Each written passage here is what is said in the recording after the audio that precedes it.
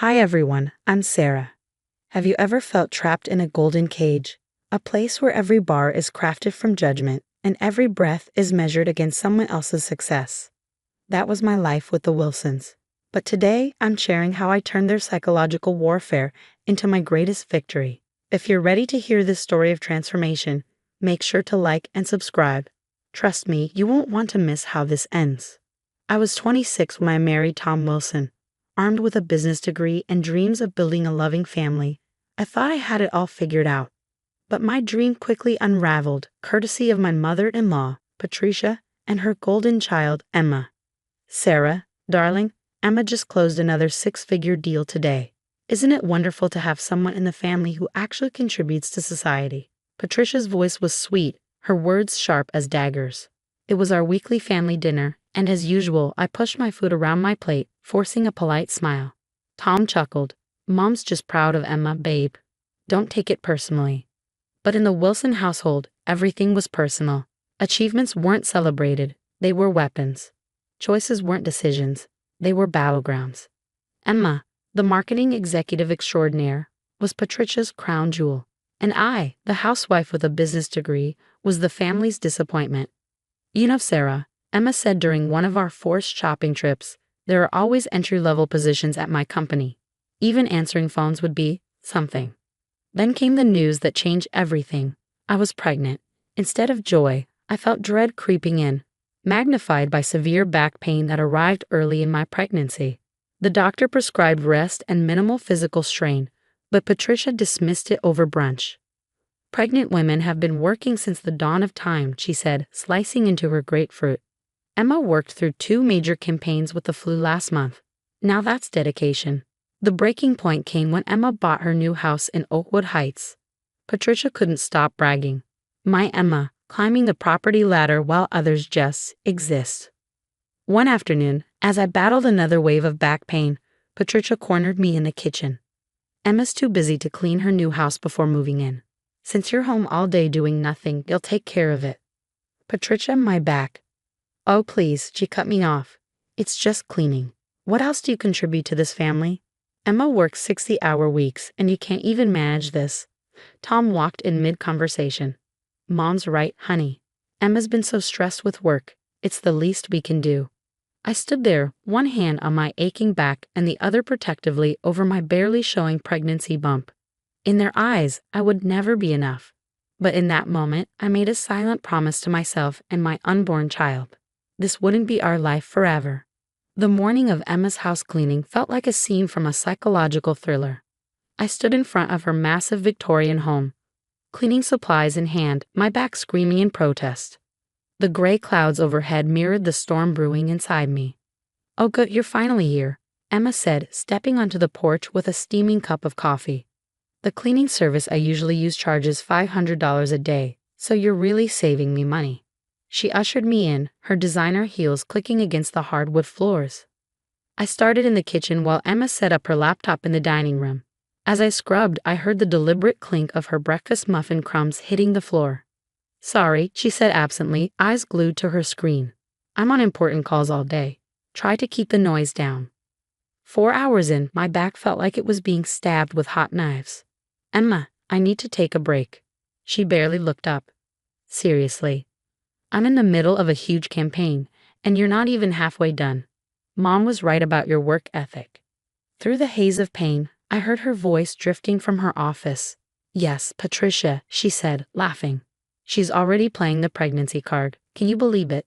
Remember how I worked through that acquisition deal with pneumonia?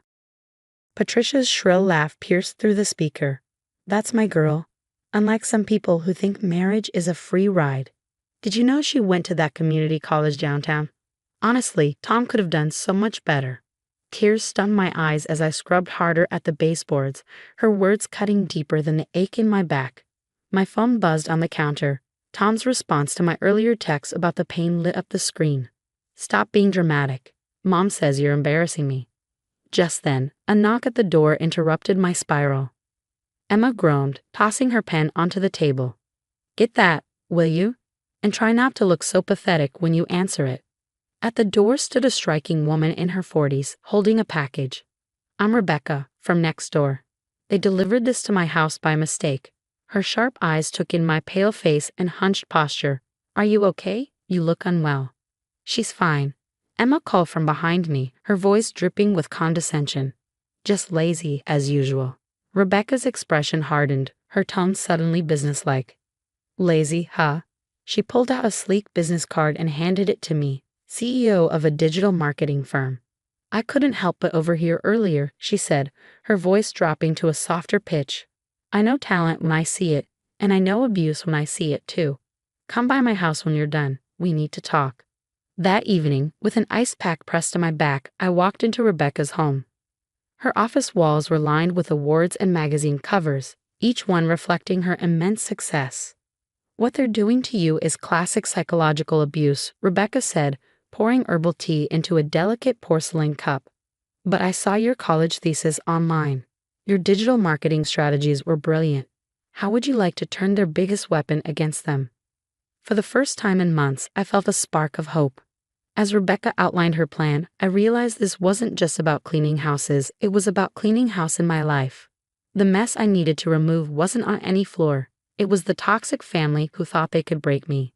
Looking around at Rebecca's success, I saw my future. Sometimes rock bottom isn't the end, it's the foundation on which you build an empire.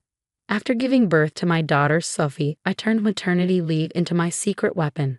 While Tom and his family assumed I was wasting time lounging with the baby, I was building my empire one keystroke at a time. You seem different, Patricia said during dinner one evening, her eyes narrowing. Awfully confident for someone who just changes diapers all day. If she only knew, between diaper changes, I was taking Rebecca's advanced marketing courses and landing my first client through her network, ironically, one of Emma's dissatisfied customers. Our campaign numbers are dropping again. Emma ranted during Sunday brunch. Some new agency is snatching up all our clients and no one will tell us who it is. I hid my smile behind my coffee cup. My agency, Phoenix Digital, was the mysterious rising star turning the industry on its head.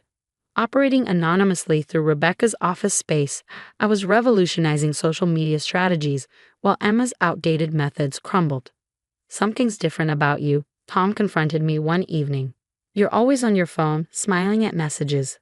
Are you cheating?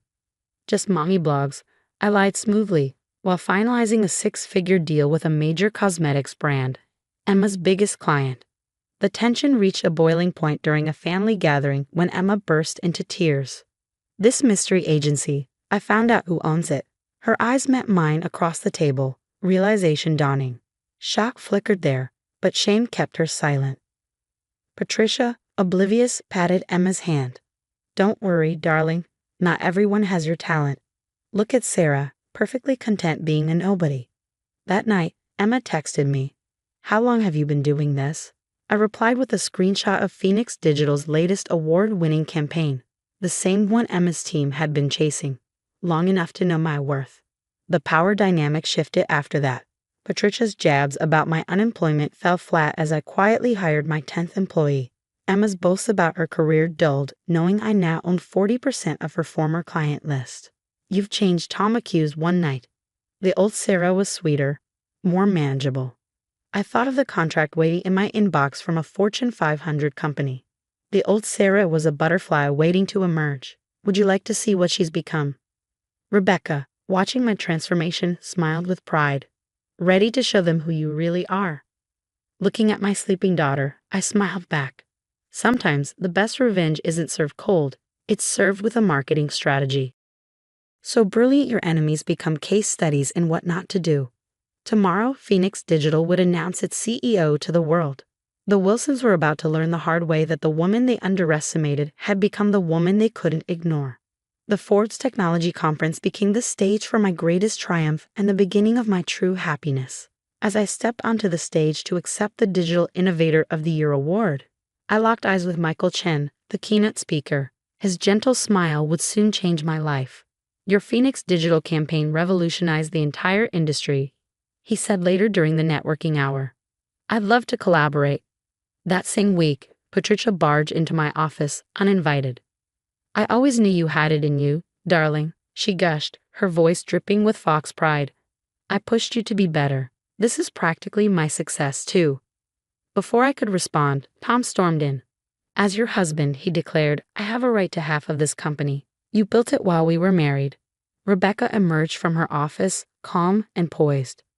Actually, she said, holding a thick folder, she built this while documenting your family's systematic emotional abuse. How do you think the board of directors would feel about that evidence? Tom's face drained of color. The divorce papers were filed that very afternoon. Michael proved to be my unexpected strength through it all. You're not just surviving anymore, he said one evening, his hand warm over mine. You're thriving, and you deserve every bit of it. His family welcomed me like a long-lost daughter. Grace, his mother, showed me what maternal love truly felt like. In our family, she said one afternoon while showing me her treasured dumpling recipe, success is measured by happiness, not bank accounts. Emma's professional downfall came swiftly. The company's letting me go, she texted me one day. I guess you won. I never played to win, I replied. I played to become who I always was. My wedding to Michael was everything my first wasn't, filled with genuine joy, supportive family, and real love. Grace helped me choose my dress, tears shining in her eyes as she adjusted my veil. You're the daughter I always wanted, she whispered, her voice thick with emotion. A year later, at a Chen family dinner, I announced my pregnancy. The room erupted in cheers and genuine celebration. Grace immediately began planning the baby shower, while Michael's sisters playfully bickered over who would host. Sitting in my corner office today, I glance at the family photo from last Christmas, framed on my desk. My phone buzzes with a text from Patricia. Darling, can't we put the past behind us? Family is family. I delete it without a second thought and pack up early. Tonight, Grace is teaching me her secret dumpling recipe. As I drive home, I reflect on how life comes full circle.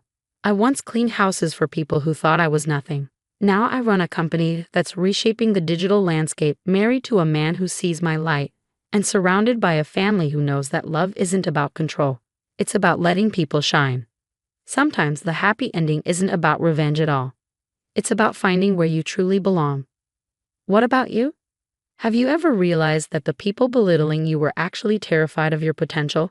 Would you expose them immediately, or would you silently build your empire while they underestimated you?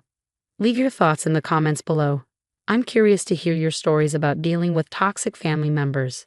Did you confront them head-on, or did you play the long game? The most interesting part of my journey wasn't just proving them wrong.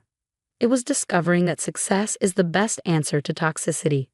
While they were busy mocking my lazy lifestyle, I was quietly building the foundation for their biggest business nightmare.